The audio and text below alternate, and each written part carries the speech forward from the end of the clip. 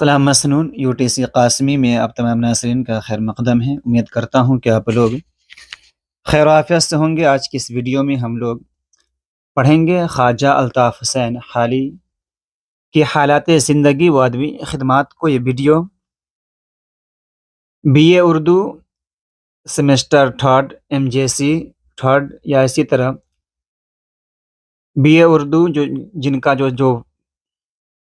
یا اسی طرح BA اردو سیمسٹر 4 MJC 6 جن کا ہے، ان کے لیے بھی یہ ویڈیو کافی معین و مددگار ثابت ہوگی۔ تو ناظرین، اگر آپ لوگ میرے چینل پر پہلی مرتبہ تشریف لا رہے ہیں تو اس چینل کو سبسکرائب کر دیں، بیل آئیکن کے نوٹیفیکیشن کو پریس کر دیں تاکہ ہر آنے والی ویڈیو آپ تک صحیح سلامت پہنچ سکے۔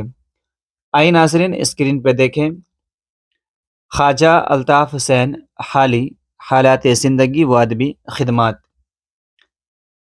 الطاف حسین حالی اردو ادب کے اہم ترین ستونوں میں شمار ہوتے ہیں۔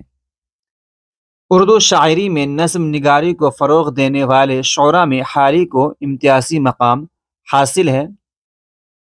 3rd سیمسٹر میں الطاف حسین حالی کی نظم نگاری اور برخارد جو ان کی نظم ہے، ان کا خصوصی مطالعہ پڑھنا ہے۔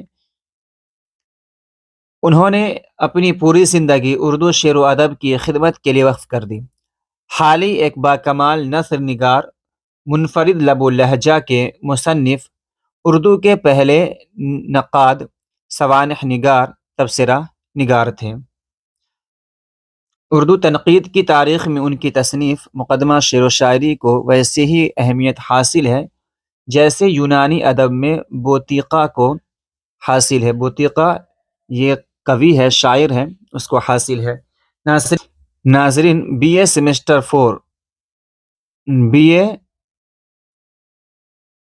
4 MJC کیا ہے؟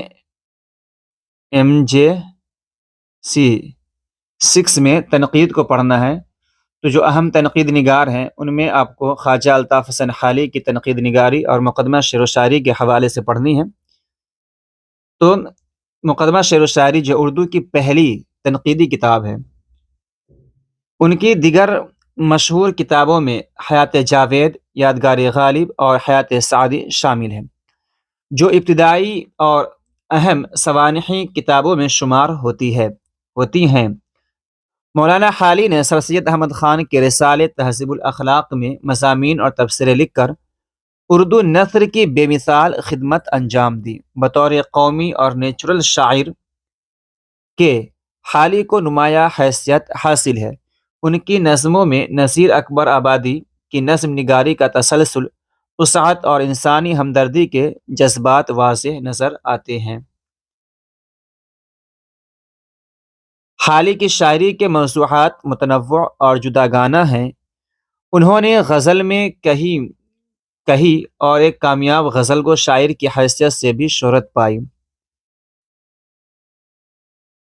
انہوں نے غزل بھی کہی اور ایک کامیاب غزل گو شاعر کی حیثیت سے بھی شہرت پائی، لیکن اردو میں جدید نظم نگاری کا آغاز دراصل حالی ہی کی شاعری سے ہوتا ہے۔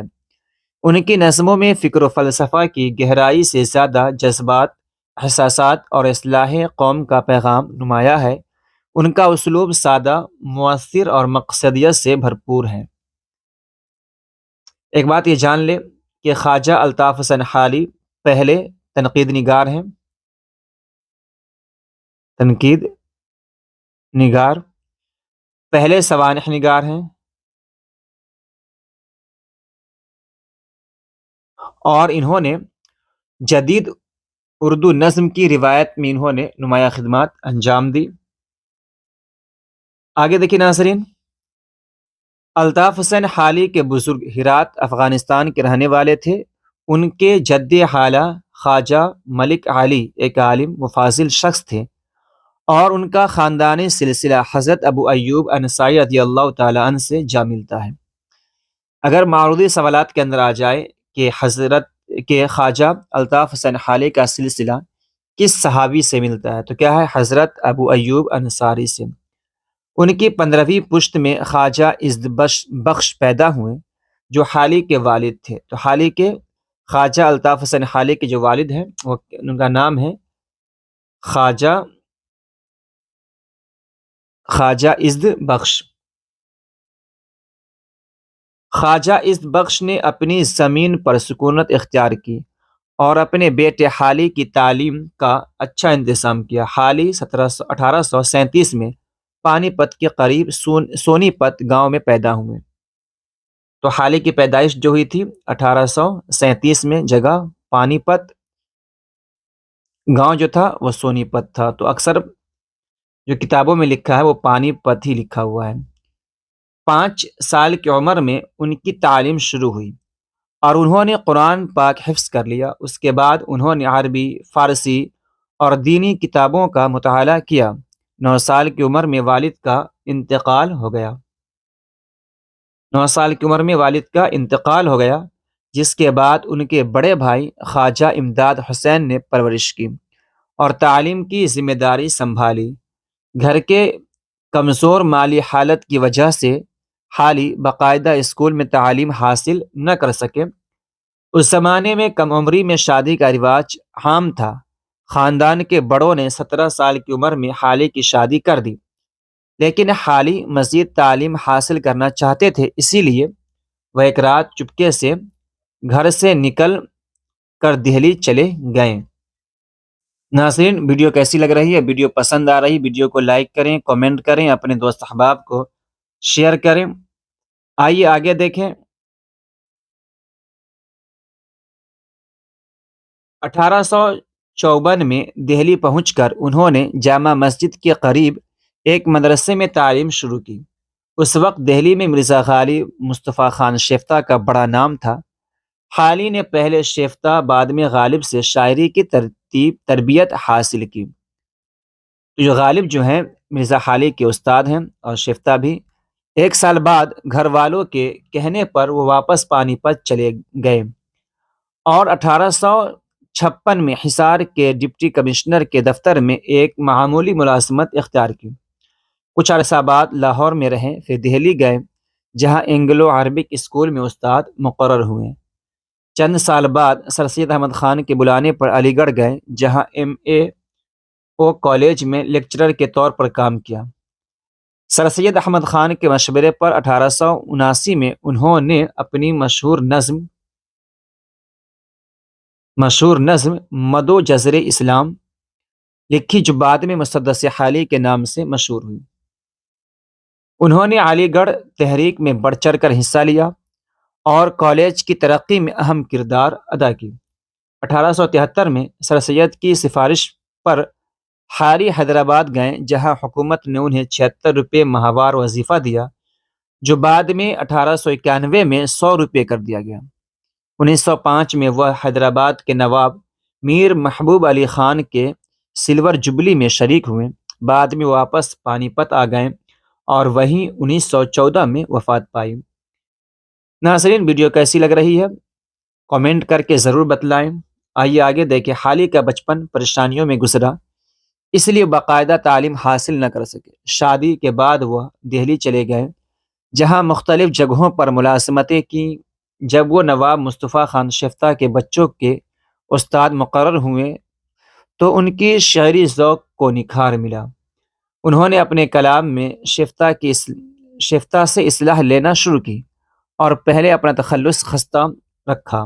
یعنی حالی نے شروع میں اپنا تخلص جو ہے کیا رکھا تھا؟ خستہ رکھا تھا، لیکن بعد میں مرزا غالب کے شاگرد بننے کے بعد حالی تخلص اختیار کیا۔ شروع میں حالی روایتی انداز میں غزلیں لکھتے تھے، لیکن سر سید احمد خان سے ملاقات کے بعد ان کے خیالات میں بڑی تبدیلی آئی۔ اب وہ غزل کے بجائے نظم نگاری کی طرف متوجہ ہوئے۔ سر سید کے مشورے پر انہوں نے 1878 میں مسدس حالی، جس کا دوسرا نام جو ہے مدو جزر اسلام ہے، لکھنا شروع کی، جس میں ان کے خیالات اور شاعری میں نمایاں تبدیلی نظر آتی ہے۔ بعد میں حالی انجمن پنجاب سے وابستہ ہوئے جہاں کرنل ہال رائٹ کے مشورے سے انہوں نے قومی اور وطنی شاعری کا آغاز کیا۔ نیچرل جو شاعر ہے وہ حالی ہی کی طرف منسوب ہے۔ انجمن کے مشاعروں میں انہوں نے نئے طرز کی نظمیں پیش کی جو بہت مقبول ہوئیں اور حالی کو ایک منفرد نظم گو شاعر بنا دیا۔ नाज़रीन, वीडियो पसंद आ रही वीडियो को लाइक करें, कमेंट करें, अपने दोस्त अहबाब को शेयर करें, चाहे वो सेमेस्टर 4th में हो या 3rd सेमेस्टर के अंदर हो। आइए आगे देखें। हाल ही की ज़िंदगी ज़्यादातर मुश्किलात और फ़िक्र माश में गुजरी। उन्हें ज़िंदगी की खुशियों और आराम का ज़्यादा मौका न मिला। उसी उदासी और सोच विचार का असर उनकी गज़लों में भी नुमाया है। उन्होंने अपनी पूरी ज़िंदगी कौम, अदब, मुआशरे की खिदमत के लिए वक्फ कर दी। खुद हाल ही लिखते हैं कि जवानी खूबसूरत थी, मगर ज़िंदगी की परेशानियों ने कभी सुकून न दिया। न खुद आराम आराई का ख्याल आया, न इश्क व जवानी का मौका। यही उनकी ज़िंदगी का असल खुलासा है। नाज़रीन, कैसी लगी वीडियो कमेंट करके ज़रूर बतलाएं। वीडियो पसंद आई हो, वीडियो अच्छी लगी हो तो वीडियो को लाइक करें, कमेंट करें, अपने दोस्त अहबाब को शेयर करें। अगर आप चाहें तो इसका स्क्रीनशॉट ले सकते हैं और अपने लिए एक अच्छा नोट्स तैयार कर सकते हैं। मिलते हैं अगली वीडियो में, जब तक के लिए खुदा हाफ़िज़।